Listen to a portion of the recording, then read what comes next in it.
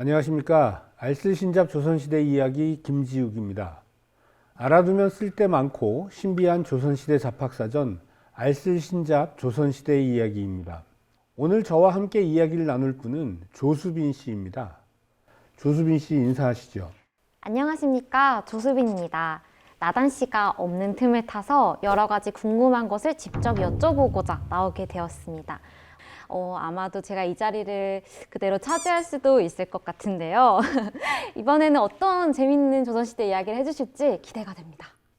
글쎄요. 재미있는 이야기여야 될 텐데 잘 모르겠습니다, 저도.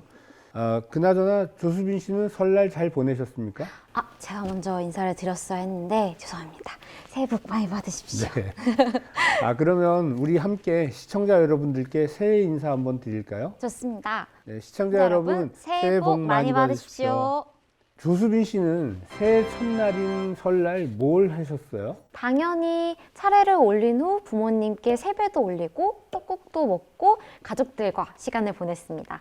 최근에는 설이나 추석 명절 연휴에 해외여행을 떠나는 분들도 많았었죠.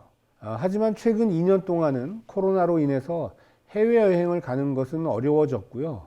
여행을 가지 않더라도 예전처럼 많은 친지들이 함께 모이기 힘든 시절이라서 가까운 가족끼리 식사를 하거나 국내 여행을 가는 경우가 많아졌습니다. 수빈 씨, 조선시대 때 왕실에서는 어떻게 설날을 보냈을까요? 이번엔 이야기는 조선시대 왕실의 설날 보내기이군요.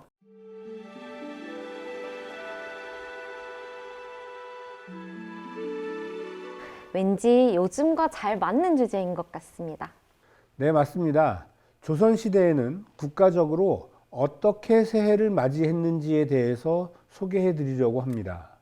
국가의 공식적인 의례를 규정한 국조 오례이에는 이미 말씀드렸듯이 길례, 가례, 군례, 빈례, 흉례 이렇게 5가지 의례로 나눠져 있습니다. 그럼 새해를 맞이하는 의례는 이 5가지 중에 어디에 속해 있을까요? 이 문제는 매우 쉬운데요. 길례는 제사 같은 것들이고, 굴례는 군대의 예절이고, 빈례는 외국 사신들을 맞는 의례, 그리고 흉례는 국상 같은 장례 절차들이라고 하셨으니까 당연히 가례겠네요. 처음 나오셨는데 잘 알고 계시네요. 그동안 알쓸신잡 조선시대 이야기를 열심히 보셨던 모양입니다. 네, 맞습니다. 가례는 국가의 제사나 군사 훈련, 외국 사신맞이, 국상을 제외한 모든 의례를 포함하고 있습니다. 왕실의 혼례를 비롯하여서 과거 시험이나 잔치 등 국가적인 경사는 모두 가례라고 보시면 됩니다. 그러니 당연히 새해 행사도 가례에 포함되는 것입니다. 자, 그러면 새해 행사에 대해서 자세히 알아보도록 하겠습니다. 국조 오례이의 가례조에 규정된 정월 초하루 의례의 정확한 명칭은 정지조하의입니다. 정지조화예요. 왠지 새해맞이 행사 같은 이름은 아닌 것 같습니다. 네, 감이 좋으신데요. 사실 정지라는 단어는 정월 초하루와 동지를 합쳐서 일컫는 말이니까 정지조하의는 정확히 설날만을 지칭하는 의례는 아닌 셈입니다. 새해 첫날에는 당연히 의례 행사가 있었겠지만 동짓날에도 행사가 따로 있었나요? 그렇죠. 우리 조상들에게 동지는 설날처럼 굉장히 중요한 절기였습니다.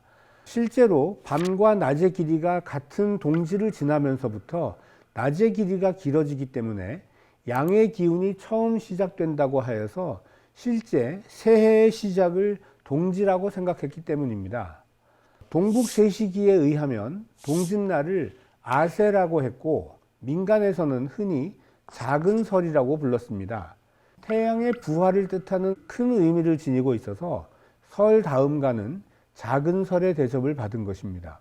지금도 역학에서는 동지를 한 해의 시작으로 보는 동지세수론을 주장하는 학파가 있습니다.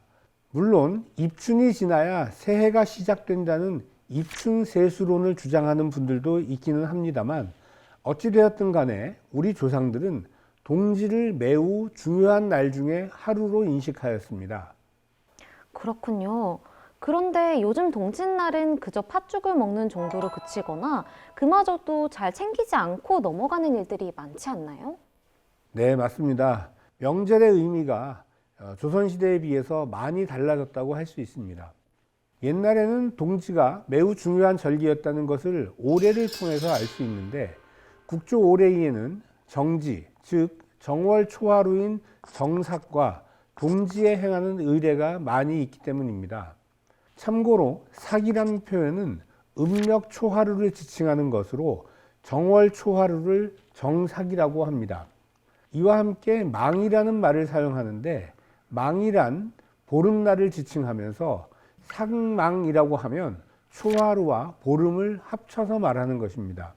달이 차오르기 시작하는 날과 기울어지기 시작하는 날인 매월 삭망일에는 제사를 올리기도 하였습니다. 정월 초하루와 동지에 모든 신하들이 궁궐 정전에 모여서 국왕께 인사를 올리는 의례를 정지조하이라고 하였습니다. 정지조하이는 문무백관이 국왕, 왕세자, 왕비께 따로따로 하례를 올리는 것이 특징입니다. 모두 모여서 한 번에 하는 것이 아니라 다 따로따로 한다고요?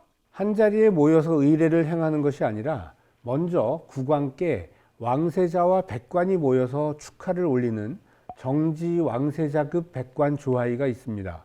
그리고 난 후에 왕세자빈이 내전에서 국왕을 모시고 하례를 올리는 정지 왕세자빈 조하이, 그리고 왕비께 내외명부의 여인들이 모여서 하례를 올리는 중궁정지 회명조하이, 왕비께 왕세자가 하례를 올리는 중궁정지 왕세자 조하이, 세자빈이 왕비께 하례를 올리는 중궁정지 왕세자빈 조하의, 왕비께 백관이 하례를 올리는 중궁정지 백관 조하의, 마지막으로 백관이 왕세자에게 하례를 올리는 정지 백관 하왕세자의 등이 있습니다.